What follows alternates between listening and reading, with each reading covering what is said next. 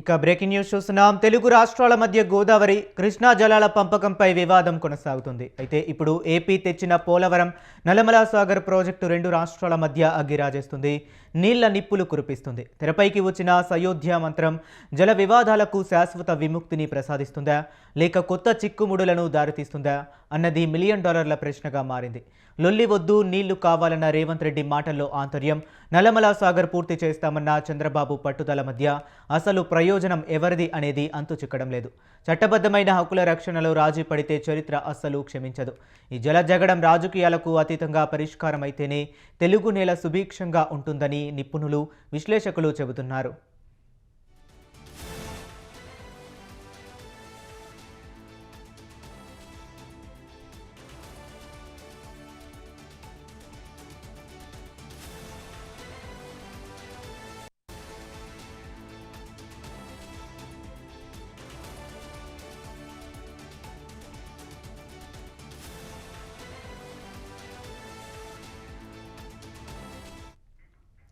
2014 కంటే ముందు ఉమ్మడి ఆంధ్రప్రదేశ్ రాష్ట్రంలో తెలంగాణ ప్రాంతపు సాగునీటి హక్కులు తీవ్రమైన వివక్షకు, అణచివేతకు గురయ్యాయి. బ్రిజేష్ కుమార్ ట్రిబ్యునల్ తీర్పుల నుంచి బచావత్ కమిటీ నివేదికల వరకు ప్రతి అంశంలోనూ తెలంగాణకు దక్కాల్సిన వాటా నీటిని అప్పటి పాలకులు మళ్లించారన్నది చారిత్రాత్మక సత్యం. ఉమ్మడి పాలనలో ప్రాజెక్టుల అనుమతులు ఎక్కడికక్కడ నిలిచిపోవడం వల్ల తెలంగాణలో మెట్ట ప్రాంతాలు ఎడారిగా మారాయి. ఈ అన్యాయమే మలిదశ తెలంగాణ ఉద్యమానికి నీళ్లు అనే నినాదాన్ని ప్రధాన అస్త్రంగా మార్చింది. 10 ఏళ్ల కిందట ఉన్న దుర్భర పరిస్థితుల నుంచి బయటపడడానికి జలవనరుల విభజన అనేది చట్టబద్ధమైన హక్కుగా మారింది.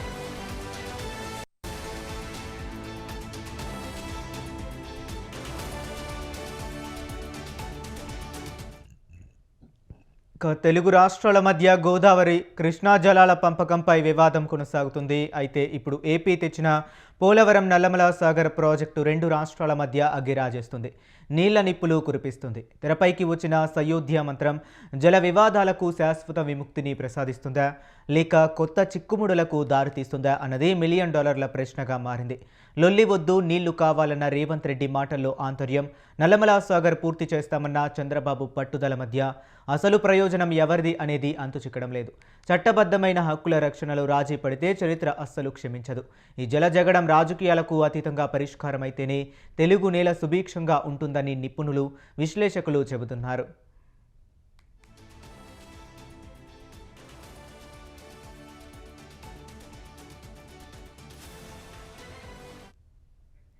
2014 కంటే ముందు ఉమ్మడి ఆంధ్రప్రదేశ్ రాష్ట్రంలో తెలంగాణ ప్రాంతపు సాగునీటి హక్కులు తీవ్రమైన వివక్షకు, అణచివేతకు గురయ్యాయి. బ్రిజేష్ కుమార్ ట్రిబ్యునల్ తీర్పుల నుంచి బచావత్ కమిటీ నివేదికల వరకు ప్రతి అంశంలోనూ తెలంగాణకు దక్కాల్సిన వాటా నీటిని అప్పటి పాలకులు మళ్లించారన్నది చారిత్రాత్మక సత్యం. ఉమ్మడి పాలనలో ప్రాజెక్టుల అనుమతులు ఎక్కడికక్కడ నిలిచిపోవటం వల్ల తెలంగాణలో మెట్ట ప్రాంతాలు ఎడారిగా మారాయి. ఈ అన్యాయమే మలిదశ తెలంగాణ ఉద్యమానికి నీళ్లు అనే నినాదాన్ని ప్రధాన అస్త్రంగా మార్చింది. 10 ఏళ్ల కిందట ఉన్న దుర్భర పరిస్థితుల నుంచి బయటపడడానికి జలవనరుల విభజన అనేది చట్టబద్ధమైన హక్కుగా మార్చింది. ఇక ఇదే అంశం గురించి మరింత సమాచారాన్ని మా కరెస్పాండెంట్ సవీన్ లైవ్లో అందిస్తారు. సవీన్, చెప్పండి. 12 సంవత్సరాలు పూర్తిగా వస్తుంది. ఇప్పటికీ రెండు తెలుగు రాష్ట్రాల మధ్య నీటి వివాదాల సమస్య కొనసాగుతూనే వస్తుంది.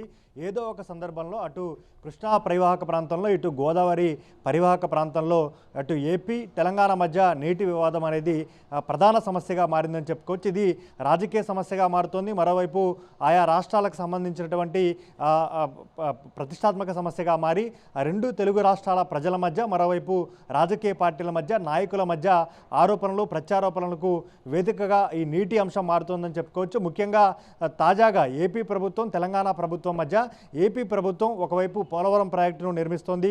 పోలవరం ప్రాజెక్టుకు 2014 తర్వాత కేంద్ర ప్రభుత్వం జాతీయ హోదా ఇచ్చింది.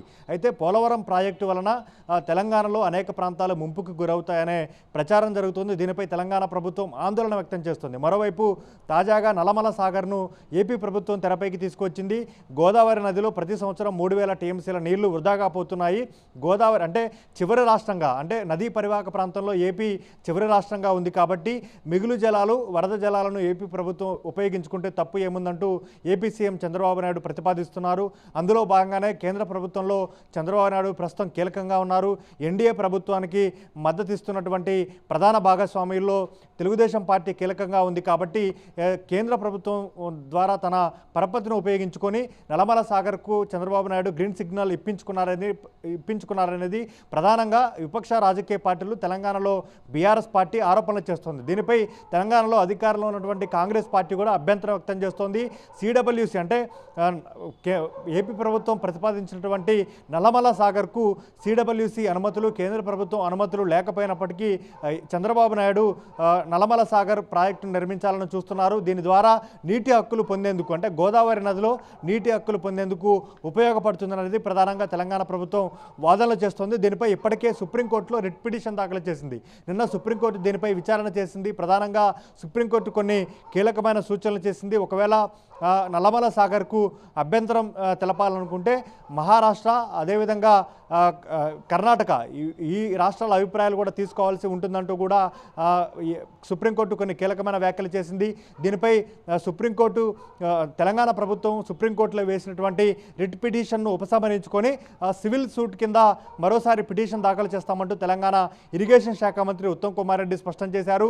ఏపీ ప్రభుత్వం నీటి ఉల్లంఘనలకు పాల్పడుతోందంటూ కూడా తెలంగాణ ప్రభుత్వం ఆరోపిస్తున్న పరిస్థితి మనకు కనబడుతోంది. ఇటీవల AP CM Chandrababu Naidu Telangana, AP రాష్ట్రాల మధ్య చోటు చేసుకున్నటువంటి నీటి వివాదాలపైన స్పందించారు. ముఖ్యంగా రెండు తెలుగు రాష్ట్రాల మధ్య నీటి వివాదాలు పరిష్కారం అవ్వాలంటే చర్చలతోటే పరిష్కారం అవుతుంది. చర్చలకు మేము సిద్ధంగా ఉన్నాము. రెండు రాష్ట్రాల ప్రభుత్వాలు కావచ్చు, రెండు తెలుగు రాష్ట్రాల ప్రజలు సమైక్యంగా ఉండాలంటే చర్చలతోటి సామరస్యపూర్వకంగా చర్చించుకుందాము, వివాదాలు వద్దంటూ కూడా ఏపీ సీఎం చంద్రబాబు నాయుడు ప్రకటించారు. దీనికి ప్రతిగా తెలంగాణ ముఖ్యమంత్రి రేవంత్ రెడ్డి సైతం మేము వివాదాలు కోరుకోవట్లేదు, చర్చలే కోరుకుంటున్నాము, సమస్య పరిష్కారం కోరుకుంటున్నామంటూ కూడా తెలంగాణ ముఖ్యమంత్రి రేవంత్ రెడ్డి చెప్తున్నారు. దీనికి సంబంధించి ఇప్పటికే గతంలో ఏపీ ముఖ్యమంత్రిగా చంద్రబాబు నాయుడు రెండోసారి అంటే 2024లో చంద్రబాబు నాయుడు ముఖ్యమంత్రి అయిన తర్వాత 2023లో రేవంత్ రెడ్డి ముఖ్యమంత్రి అయిన తర్వాత గతంలో ఒకసారి సంవత్సరం క్రితం అటు చంద్రబాబు నాయుడు ఇటు రేవంత్ రెడ్డి హైదరాబాద్ వేదికగా ప్రజాభవన్లో రెండు తెలుగు రాష్ట్రాలకు సంబంధించి విభజన హామీలు, విభజన సమస్యలపై ఒకసారి భేటీ అయ్యారు. మంత్రుల స్థాయిలో, అధికారుల స్థాయిలో, ముఖ్యమంత్రుల స్థాయిలో కమిటీలు ఏర్పాటు చేసుకొని రెండు తెలుగు రాష్ట్రాల మధ్య ఉన్నటువంటి అన్ని రంగాలకు సంబంధించినటువంటి సమస్యల పరిష్కారానికి కృషి చేద్దామంటూ ఇద్దరు నేతలు ఒక ప్రతిపాదనకు వచ్చారు. ఇప్పటివరకు ఆ మీటింగ్కి సంబంధించినటువంటి సారాంశం, ఆ మీటింగ్లో చర్చించినటువంటి అంశాలకు సంబంధించినటువంటి ఎన్ని అంశాలు పరిష్కారం అయ్యే అనేది తేలలేదు. మరోవైపు తెలంగాణలో ప్రధాన ప్రతిపక్షంగా ఉన్నటువంటి బీఆర్ఎస్ పార్టీ ఇప్పటికే నల్లమల సాగర్పై తీవ్రంగా అభ్యంతరం వ్యక్తం చేస్తోంది. ముఖ్యంగా నల్లమల సాగర్కు తెలంగాణ ముఖ్యమంత్రి రేవంత్ రెడ్డి ఏపీ ప్రభుత్వానికి సహకారం అందిస్తున్నారనేది ప్రధానంగా ఆరోపణ చేస్తున్నారు. నిన్న రిట్ పిటిషన్ ఉపసంహరించుకున్న తర్వాత కూడా సంక్రాంతి పండుగకు చంద్రబాబు నాయుడుకు రేవంత్ రెడ్డి గిఫ్ట్ ఇచ్చారంటూ కూడా మాజీ నీటిపారుదల శాఖ మంత్రి బీఆర్ఎస్ పార్టీ సీనియర్ నేత హరీష్ రావు ఆరోపించిన పరిస్థితి మనకు కనబడుతుంది. మరోవైపు కృష్ణానదీ జలాల అంశంలో కూడా అటు ఏపీ ఇటు తెలంగాణ ప్రభుత్వాల మధ్య వివాదం కొనసాగుతుంది. ముఖ్యంగా కృష్ణానదీ జలాలకు సంబంధించి తెలంగాణకు 299 టీఎంసీలకు అప్పుడు 2014లో ముఖ్యమంత్రి అయిన తర్వాత కేసీఆర్, హరీష్ రావు ఒప్పుకున్నారంటూ రేవంత్ రెడ్డి ఆరోపణలు చేస్తుండగా, మరోవైపు రాయలసీమ లిఫ్ట్ ఇరిగేషన్కి సంబంధించి నేను ముఖ్యమంత్రి అయిన తర్వాతనే రాయలసీమ లిఫ్ట్ ఇరిగేషన్ పనులు నిలిపివేశానంటూ రేవంత్ రెడ్డి అసెంబ్లీలో ప్రకటించడం, ఆ తర్వాత ఏపీలో ప్రతిపక్ష పార్టీగా ఉన్నటువంటి వైఎస్ఆర్ కాంగ్రెస్ పార్టీ స్పందించడం, మాజీ సీఎం జగన్ ప్రెస్ మీట్ పెట్టి మరి చంద్రబాబు నాయుడు పైన ఆరోపణలు చేశారు. దీనికి సంబంధించి ఇటు తెలంగాణ వైపు నుంచి కౌంటర్లు, ఇట్లా ఏపీలో అధికార పార్టీ, ప్రతిపక్ష పార్టీ, తెలంగాణలో అధికారంలో ఉన్నటువంటి పార్టీలు, ప్రధాన ప్రతిపక్షంగా ఉన్న పార్టీలు సైతం నీటి విషయంలో ఒకరిపై ఒకరు ఆరోపణలు చేసుకుంటున్న పరిస్థితి మనకు కనపడుతుంది. ఇప్పటివరకు మరోవైపు కేంద్ర జలశక్తి శాఖ మంత్రి సిఆర్ పాటిల్ గతంలోనే పోలవరం బనకచెర్ల ప్రాజెక్టు, ఇప్పుడు నల్లమల సాగర్గా దీనికి పేరు మార్చారు. దీనిపై ఇరు రాష్ట్రాల ముఖ్యమంత్రులతో పాటు ఇరు రాష్ట్రాల ఇరిగేషన్ శాఖ మంత్రులు, అధికారులతో ఒక సమావేశాన్ని ఏర్పాటు చేశారు. ఆ సమావేశంలో ముఖ్యంగా కొన్ని చెప్పిన నిర్ణయాలు తీసుకున్నారు. మరోవైపు రెండు తెలుగు రాష్ట్రాల మధ్య నీటి వివాదాలను పరిష్కరించడం కోసం ఉన్నత స్థాయి అంటే కేంద్రం స్థాయిలో ఉన్నత స్థాయి హై లెవెల్ కమిటీని ఏర్పాటు చేశారు. రెండు తెలుగు రాష్ట్రాలకు సంబంధించినటువంటి నీటి సమస్యలు ఈ హై లెవెల్ కమిటీ పరిష్కారం చేస్తుందంటూ కేంద్ర జలశక్తి శాఖ మంత్రి చెప్పారు.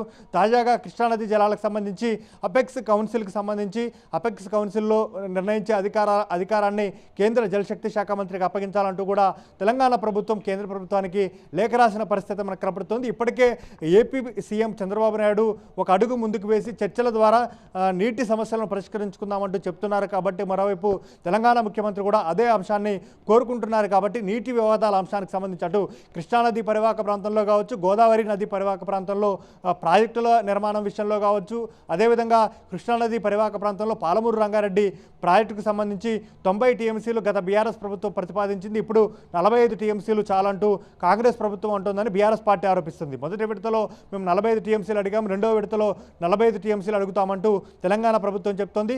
పాలమూరు రంగారెడ్డి ప్రాజెక్టుపై ఏపీ ప్రభుత్వం అభ్యంతరం వ్యక్తం చేస్తుంది అనేది ఇటు బీఆర్ఎస్ పార్టీ ఆరోపణగా మనకు కనపడుతుంది. కాబట్టి అటు కృష్ణానది పరివాహక ప్రాంతం, ఇటు గోదావరి నది పరివాహక ప్రాంతంలో ఉన్నటువంటి ప్రాజెక్టుల అంశానికి సంబంధించి కావచ్చు, ప్రాజెక్టుల నిర్మాణం అంశానికి సంబంధించి కావచ్చు, అదేవిధంగా నీటి కేటాయింపుల అంశంలో కావచ్చు, చర్చల ద్వారా ఈ సమస్య పరిష్కారం అవుతుందా, లేకపోతే అటు ఏపీ ప్రభుత్వం తమ ప్రయోజనాల కోసం, ఇటు తెలంగాణ ప్రభుత్వం తమ రాష్ట్ర ప్రయోజనాల కోసం ఎవరికి వారుగా ప్రయత్నాలు చేసి ఇటు ఒకవైపు రాజకీయ లబ్ధి కోసం ప్రయత్నాలు చేస్తున్నారు, మరోవైపు రాష్ట్ర ప్రయోజనాల కోసం అంటూ ఎప్పటికప్పుడు ఈ నీటి వివాదాలు, నీటి కేటాయింపుల అంశం అపరిష్కృతంగానే మిగిలిపోతున్న పరిస్థితి అయితే మనకు కనబడుతోంది. మొత్తానికైతే ఇప్పటికే అటు ఏపీ ముఖ్యమంత్రి చర్చలు చేద్దామంటూ ఒక అడుగు ముందుకు వేసి ముందుగానే తెలంగాణ ప్రభుత్వానికి, తెలంగాణ సీఎం రేవంత్ రెడ్డికి సూచనలు ఇచ్చారు.